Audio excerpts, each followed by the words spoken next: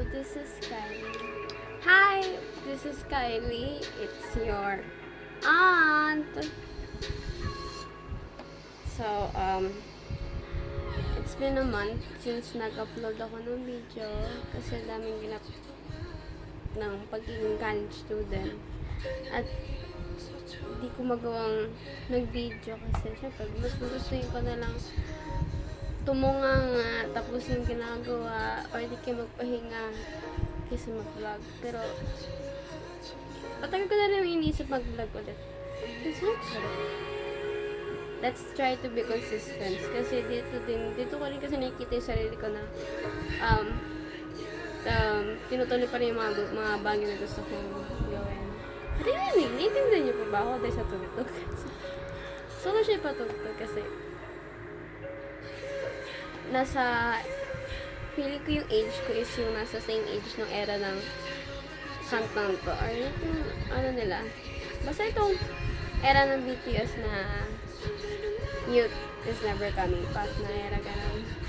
Feeling ko yun yung hindi feeling. Tama, feeling. Feeling ko nasa same age ako nila that time. So, kaya pinapopost ko siya. Kasi, ang Kylie niya is okay. As always. Pero syempre,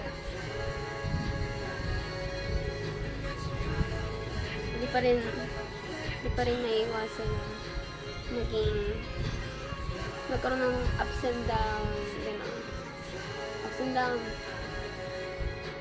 And today is another day na unsuccessful failed attempt. And di ko masabi kung bakit. Di ko masabi na kung bakit gusto kong gawin. At di ko rin masabi kung bakit hindi ko siya nagawa. Siguro masabi ko lang kung bakit hindi ko siya nagawa. Ayun, nagkaroon na naman ako ng doubt. Ito yung minsan nakakatawa sa pagiging ako kasi hindi ako marunong mag-desisyon ng mabuti. So, in doing na gusto nag-a-attempt ako, nagdadalawang isip ako. Kasi may part sa akin na may sinasabi sa sitwasyon ko na gusto mo lang naman kasi tumigil na kasi nasasaktan ka, hindi dahil ayaw mo nang mabuhay. Yun. So, siguro yun yung laging nagpapaalala sa akin na hindi ko siya nagagawa. And I'm glad na meron pa rin akong reason, o nagkakaroon pa rin ng reason na hindi siya gawin.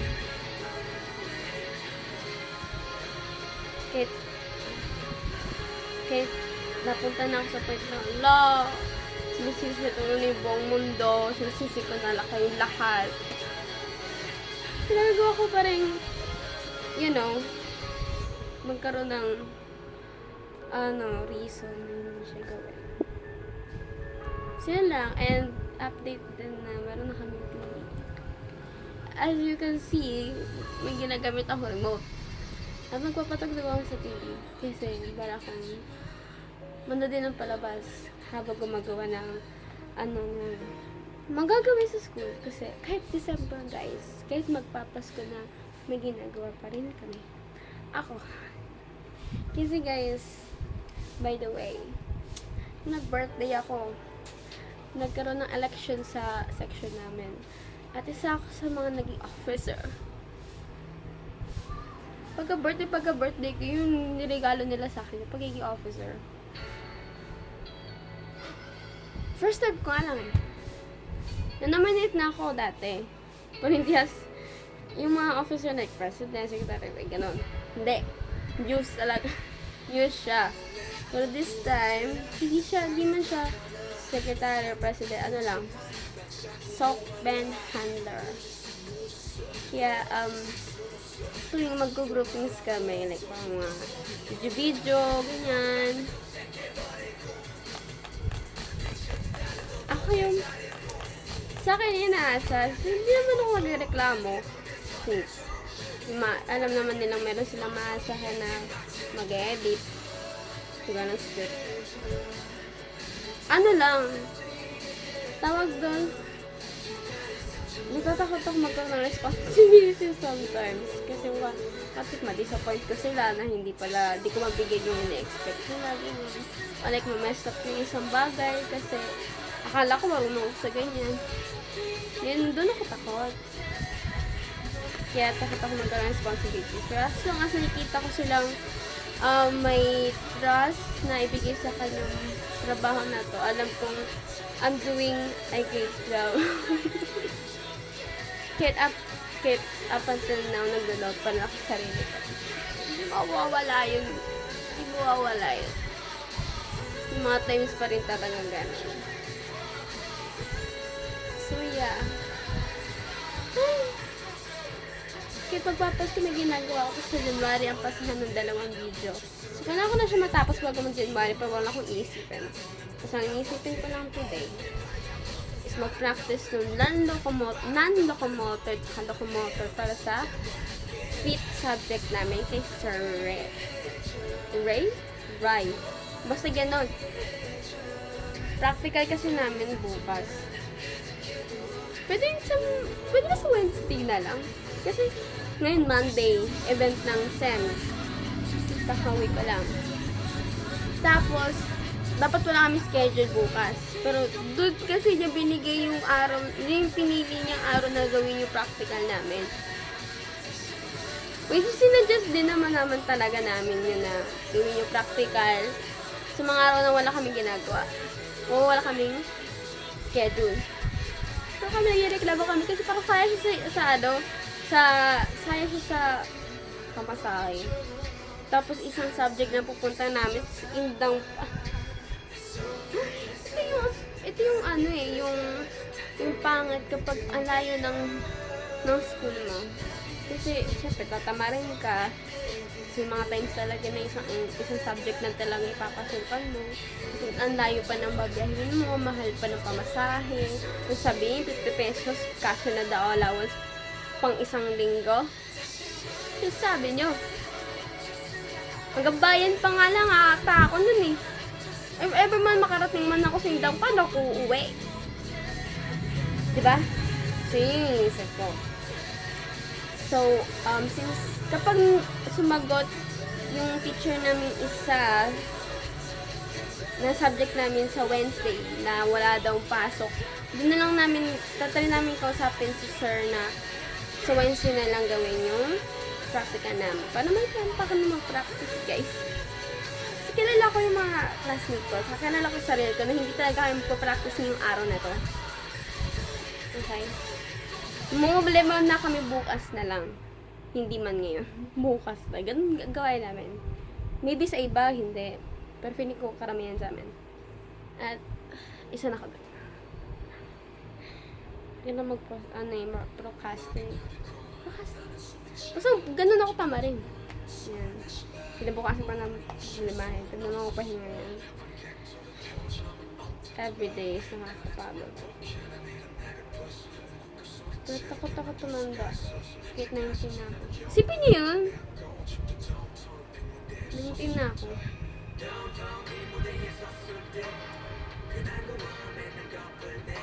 Kasi kapag pinapakinggan niyo yung kanta ng BTS pa rin, isip ko parang gusto ko na lang talaga maging bata forever.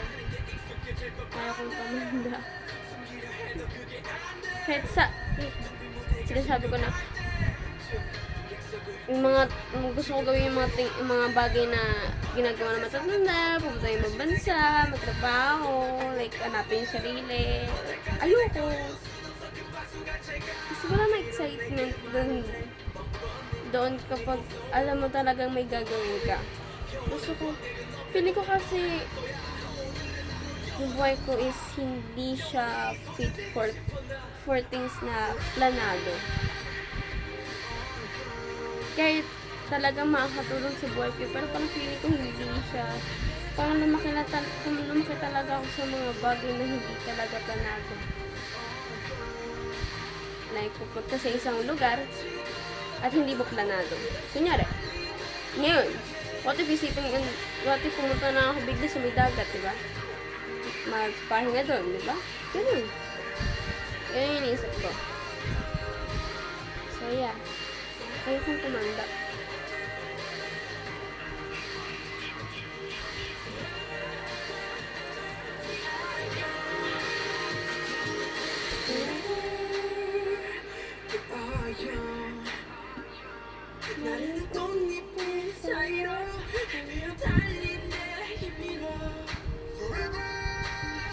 Sipin nyo yun? Last tin ko na. So, kapon, iniisip ko, what if forever na lang akong 90? Diba?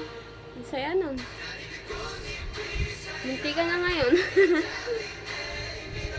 Pero congrats. At hindi ko siya nagawa. Baka may mga bagay pa talaga akong dapat malaman. O talagang makita. Ganun, kaya hindi ko pa rin siya nagagawa.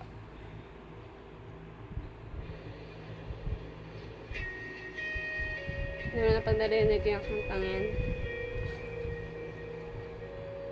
Kasi naisip ko kasi kapag na-deads kasi ako diba? Siyempre, hindi na makakapag-play ng songs. Kaya kung sabihin ko na, pwede mo pa-play nga po ng songs. Siyempre, kapag nagsabi ako doon sa buhay, sabi, oh my God. Nakinig ko si Berto na kanta ng BTS. Ang weird nun. So, wag na lang wag na lang. Iniisip ko minsan. Parang weird. Kasi may miss ko yung mga gantong bagay na kinig ko ng songs, kinig ko ng dagat.